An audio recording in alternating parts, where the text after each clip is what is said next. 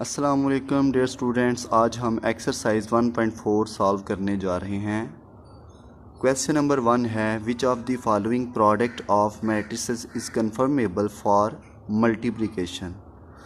वो कह रहा है कि कौन से ऐसे मैट्रिसेस हैं, कौन से कॉलम हैं जिनकी मल्टीप्लिकेशन हो सकती है, यानी कि मल्टीप्लाई के लिए कन्फर्मेबल हैं कि नहीं, ये बताना है। इसके टोटल 1 2 3 4 5 टोटल 5 क्वेश्चन है। ये हमने बताने कि कौन से कन्फर्मेबल हैं, कौन से नॉट कन्फर्मेबल हैं। तो इसके लिए एक नोट लिखा हुआ है, नोट को समझ लें फिर हमें समझ आ जाएगी।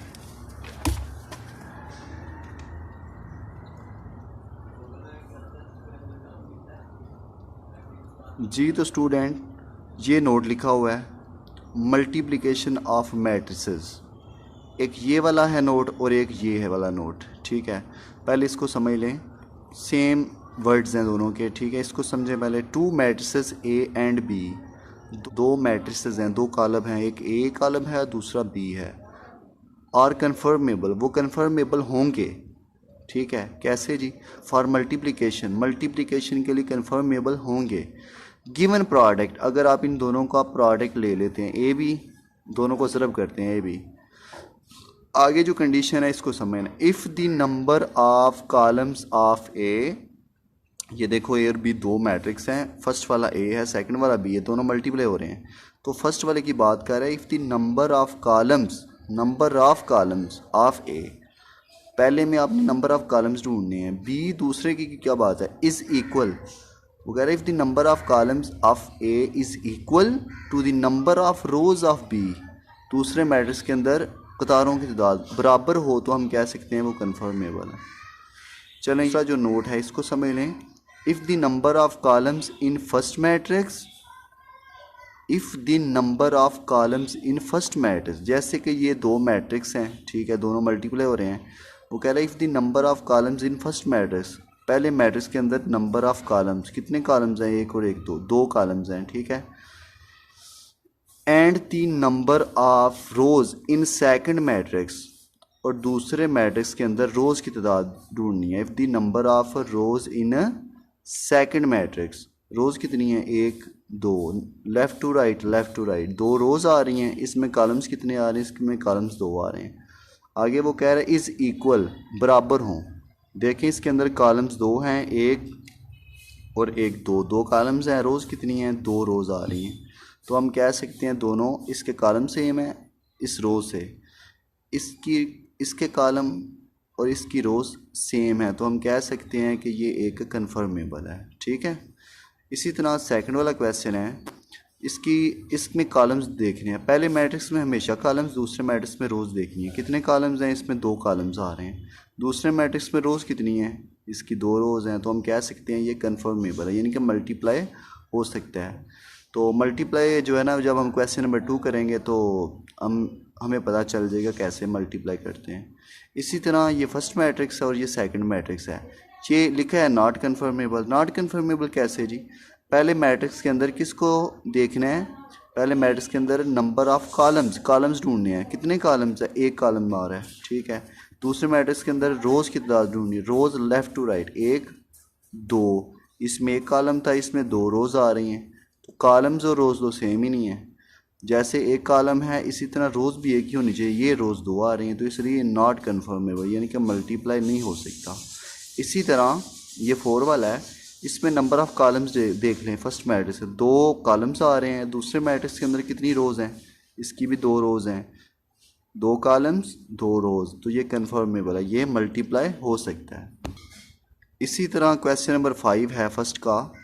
इसमें देखें जी, number of columns, first matrix के अंदर हमेशा आपने कॉलम्स ढूंढने हैं, ठीक, कॉलम्स की तादाद, और दूसरे मैट्रिक्स के अंदर रोज़ की तादाद। कितने कॉलम्स है, एक दो तीन कॉलम्स, रोज़ कितनी है, एक दो तीन, इसके तीन कॉलम्स, इसकी तीन रोज़, तो हम कह सकते हैं ये एक कन्फर्मेबल है, ठीक है, यानी कि इसका मल्टीप्लाई हम कर सकते हैं। जी तो स्टूडेंट, नेक्स्ट क्वेश्चन नंबर 2 है, इसकी स्टेटमेंट समझ लें। इफ़ एक मैट्रिक्स है, A is equal to 3 0 -1 2, B is equal to 6 5, find करना है आपने A B, मल्टीप्लाई करना है जी। A और B दोनों मल्टीप्लाई हो रहे हैं।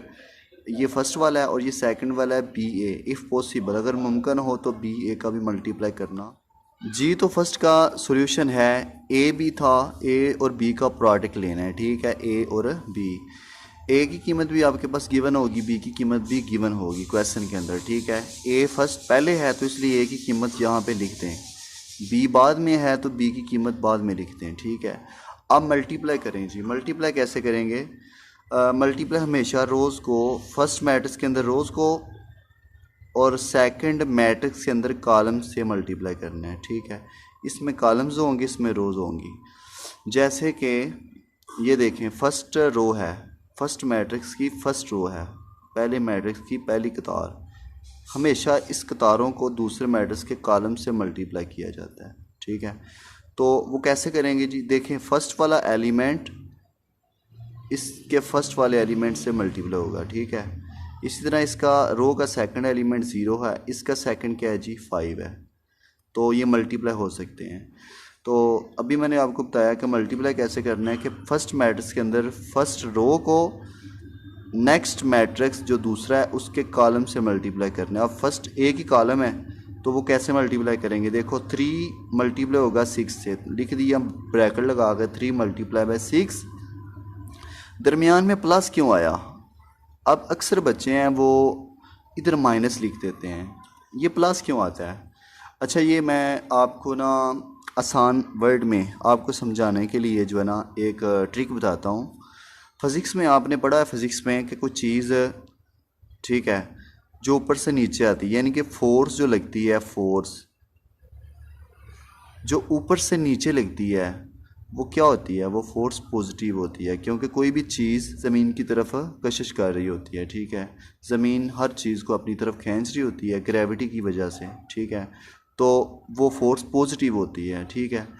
अच्छा, कोई भी फोर्स जो नीचे से ऊपर को लगती है वो क्या होती है जी? नेगेटिव, ठीक है। ये जस्ट आपको समझाने के लिए एक ट्रिक बता रहा हूँ, ठीक है, ज़हन में रखें आप। कोई भी फोर्स जो ऊपर से नीचे को लग रही होती है वो पॉजिटिव होती है, ठीक है, और कोई भी फोर्स जो नीचे से ऊपर को लगे वो नेगेटिव होती है। तो अब ज़रा गौर कीजिएगा, ये प्लस क्यों आया? एक क्वेश्चन है, जब आप 1.5 पे जाएंगे, डिटर्मिनेंट फाइंड करेंगे, वहाँ पे आप माइनस लगाएंगे, वहाँ पे जब पहुँचेंगे तब मैं बताऊँगा कि माइनस वहाँ क्यों आया, ठीक है, और यहाँ पे प्लस कैसे आया।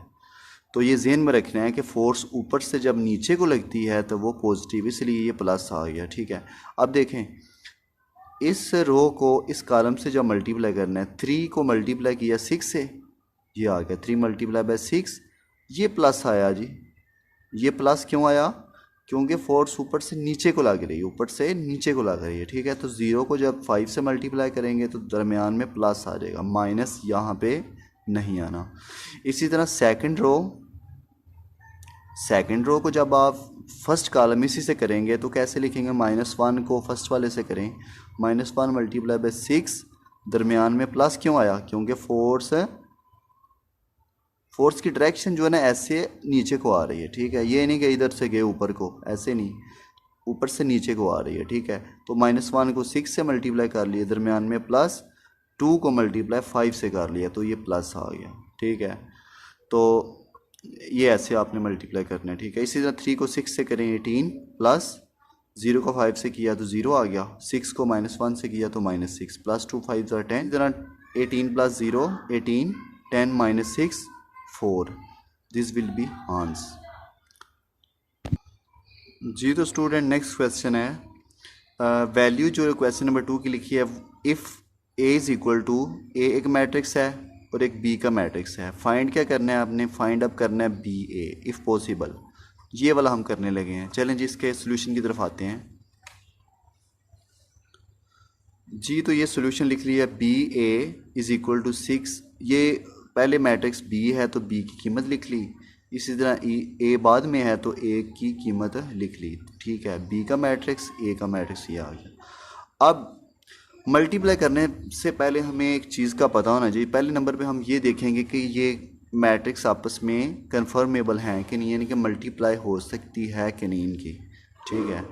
तो मल्टीप्लाई के लिए यानी कि कन्फर्मेबल चेक करने के लिए हमने क्या एक नोट आपको बताया था, वो क्या था जी? फर्स्ट मैट्रिक्स के अंदर आपने कॉलम्स देखने हैं, कितने कॉलम्स हैं, और दूसरे मैट्रिक्स के अंदर आपने रोज़ की तादाद देख लेनी है। इस मैट्रिक्स के अंदर आप नंबर ऑफ़ कॉलम्स ढूंढें, number of columns top to bottom, bottom to top, ठीक है। ये एक ही कॉलम आ रहा है, कितने कॉलम्स आ रहे हैं, एक कॉलम आ रहा है, ठीक है। इस मैट्रिक्स के अंदर एक कॉलम है, उसकी तादाद इसकी रोज़ से सेम होनी चाहिए, फिर हम मल्टीप्लाई करेंगे। अब इस कॉलम की तादाद कितनी है, सिर्फ एक ही कॉलम है। चलो मैं ऊपर छोटा सा लिख देता हूँ, एक आ गया, ठीक है, एक कॉलम आ गया। अब इस मैट्रिक्स के अंदर रोज़ की तादाद देखनी है, एक रो और एक दो। इसकी कितनी तादाद है, रोज़, दो रोज़ आ रही हैं, तो कॉलम एक है, रोज़ दो हैं, तो ये नॉट कन्फर्मेबल, ठीक है, मल्टीप्लाई नहीं हो सकता। तो आप लिख देंगे not conformable, not conformable for multiplication.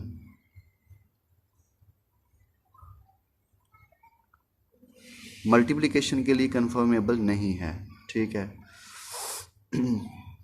So solution is not